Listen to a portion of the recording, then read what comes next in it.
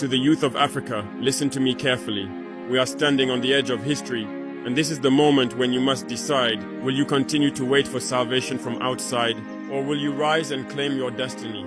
For too long, we have been told that we are too weak, too poor, too uneducated to build our own future. But I tell you today, that is a lie. They said Africa cannot manufacture its own machines, yet every year we produce millions of brilliant minds, but only to serve others. We train engineers, yet we import even the simplest tools.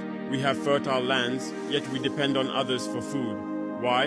Because we have been programmed to doubt ourselves. We have been taught to beg for aid, instead of building strength. We have been trapped in the illusion that without Europe, without America, we are nothing. But I see a different Africa, and I want you, the youth, to see it with me.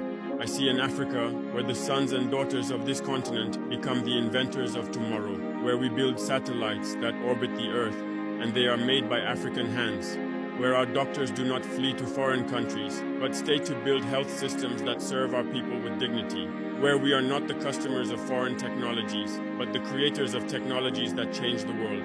But my children, to get there, you must understand, no one will build this Africa for you.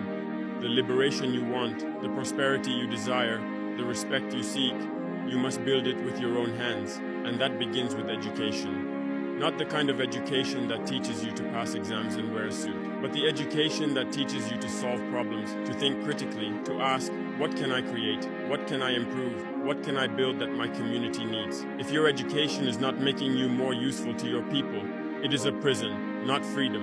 And yet education alone is not enough.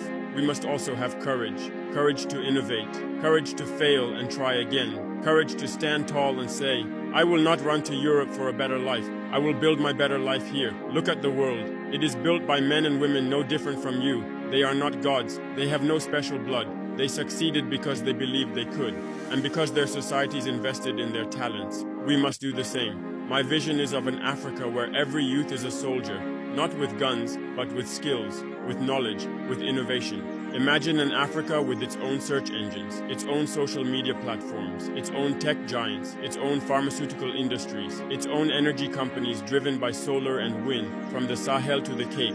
This is possible, but it requires discipline. You cannot build the Africa of tomorrow if your mind is addicted to distraction. You spend hours scrolling, laughing at memes, watching others build, while you remain spectators in the theater of global progress. Enough.